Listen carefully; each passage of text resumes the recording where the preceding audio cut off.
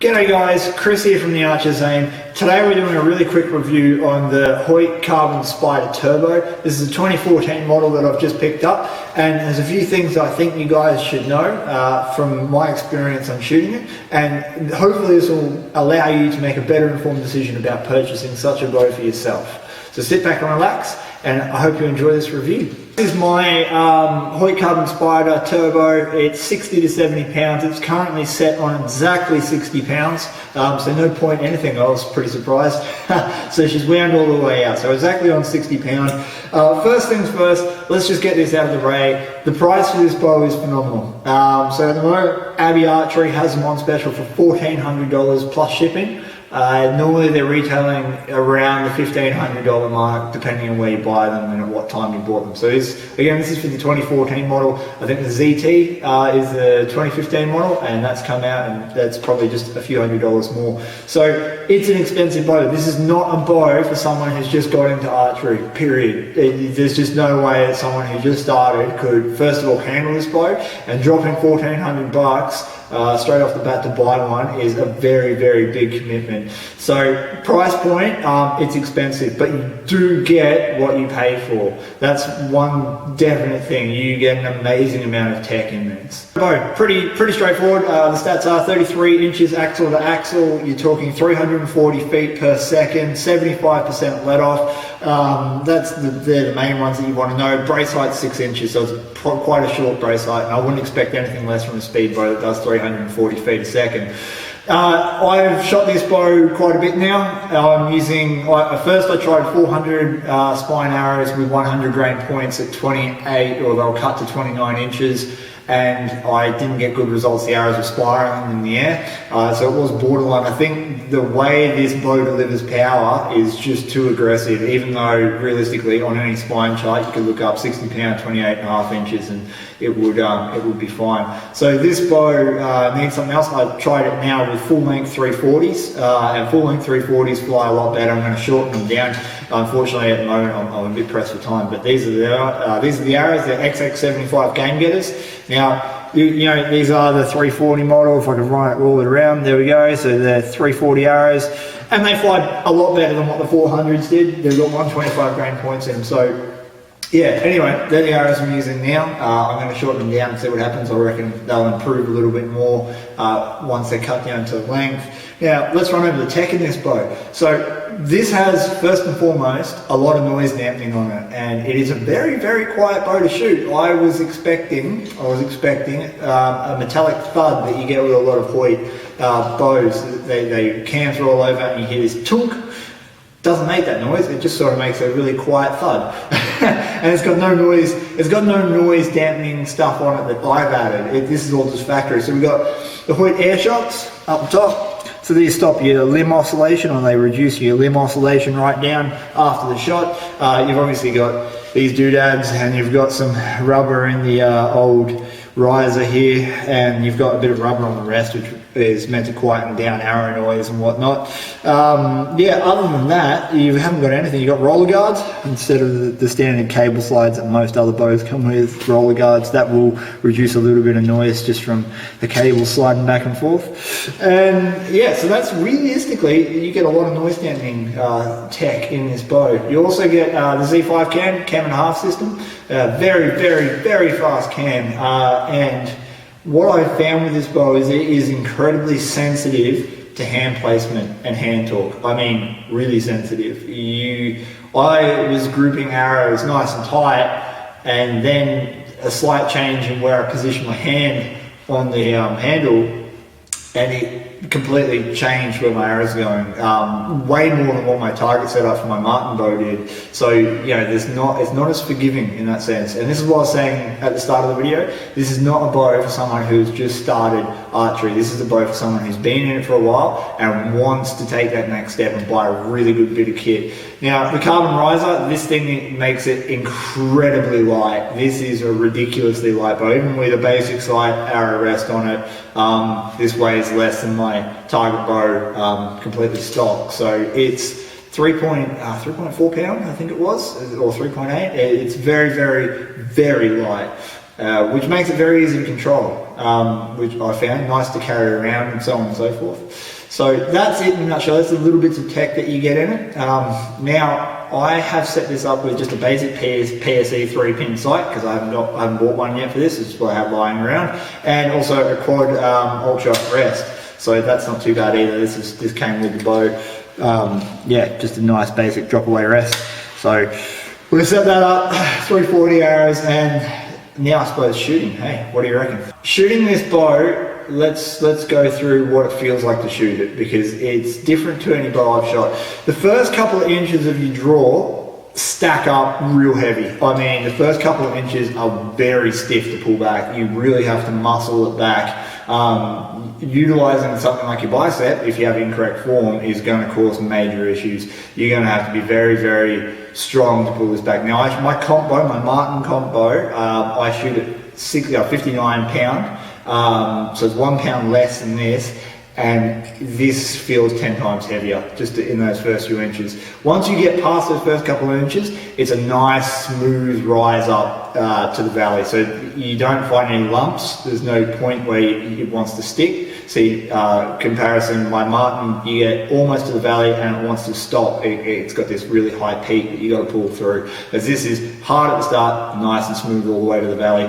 Once it drops into the valley, it's the best way is I can describe this is it's hard to notice that you've dropped down into the valley. So you'll get it back and it'll have let off, but it still wants to go. You can feel this bow wanting to go forward. And you got to remember, when you see this bow shoot, these limbs come all the way down here. They are really stressed, and obviously the cams and the short brace height and all that sort of jazz are going to play into it, wanting to really hammer these arrows down. For 340 feet a second, you're talking about an aggressive bow. So once you get back there, you still feel like you are holding a reasonable amount of weight.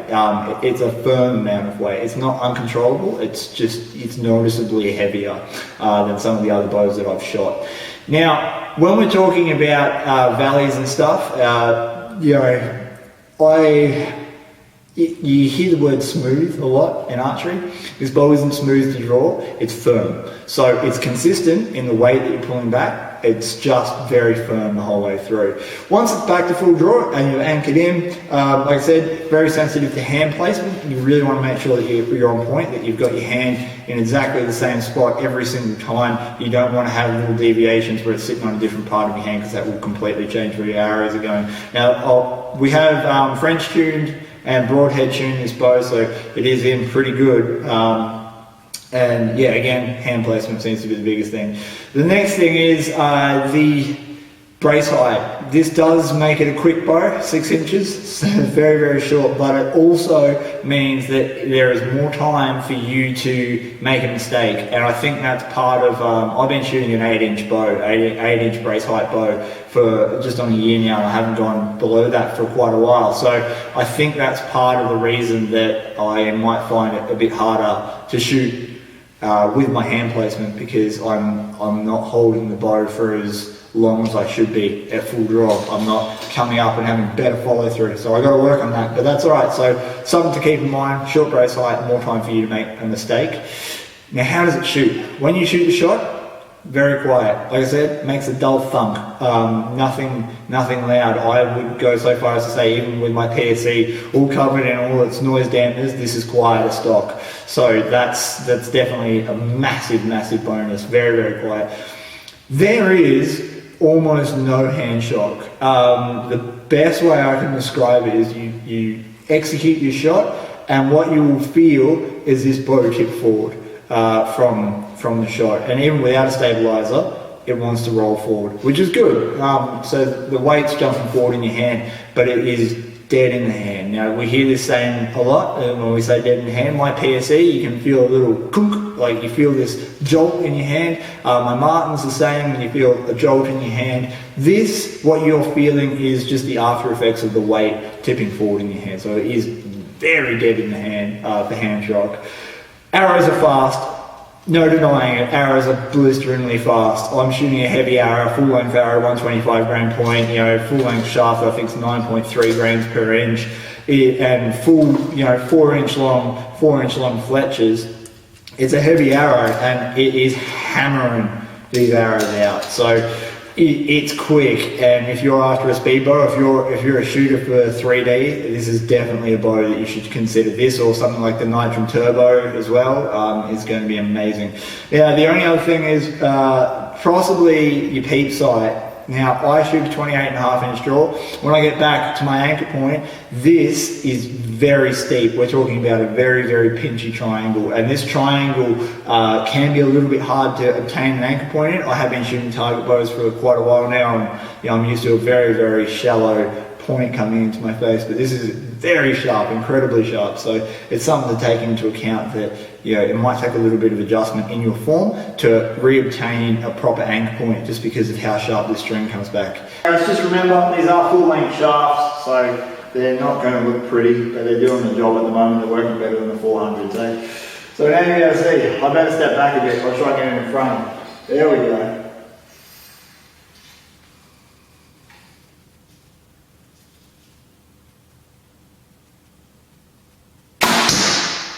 So you can see what I'm saying, I found it a little bit hard to just obtain my anchor point then. I'm switching from a target bow at the moment, so come with practice and use.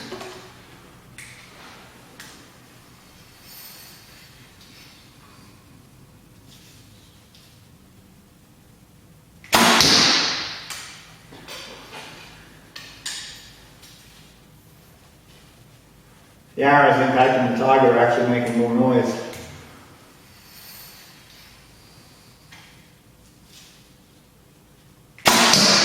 A little bit more shooting with the bow, just hopefully show you some different angles of it so you can see how the bow works. Again, watch the limbs because they are quite aggressively pre-stressed once they come down. And yeah, it's a full-on bow, and you should be able to see what I'm talking about with hand shot now. Go with it in the front, there we go.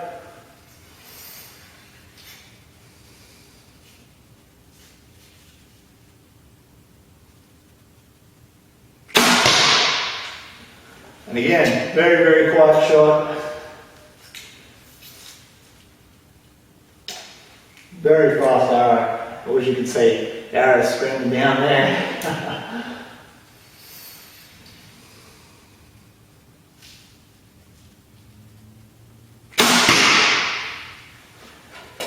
And just,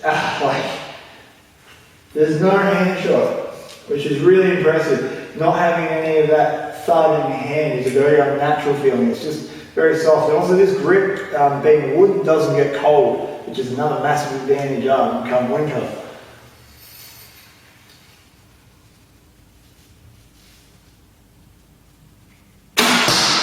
Guys, look, the Hoyt Carbon Spyder Turbo, fast bow, really quiet, especially straight from the factory, very quiet.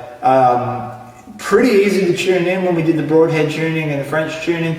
No problems at all. It took us maybe about 30 minutes to do both, so that was very, very easy and straightforward. Like I said, I'm finding it a little bit more sensitive to hand placement with the short brace height and whatnot. Very fast bow, not much in the way of hand shock, so you are really getting what you're paying for here. It is a $1,400 to $1,500 bow, but definitely if you're looking to take your archery to the next level and have a bit of experience or are willing to learn how to shoot a speed bow like this, then it's definitely worth your money. You're not going to be disappointed in any way, shape or form. Alright guys, thank you for watching. I hope you enjoyed the review. Let us know what you think. Do you own one of these? Do you own something else? Do you have another opinion? Let us know, and we might be able to test anything that you guys throw up. So yeah, let us know. Alright, cheers guys. See ya.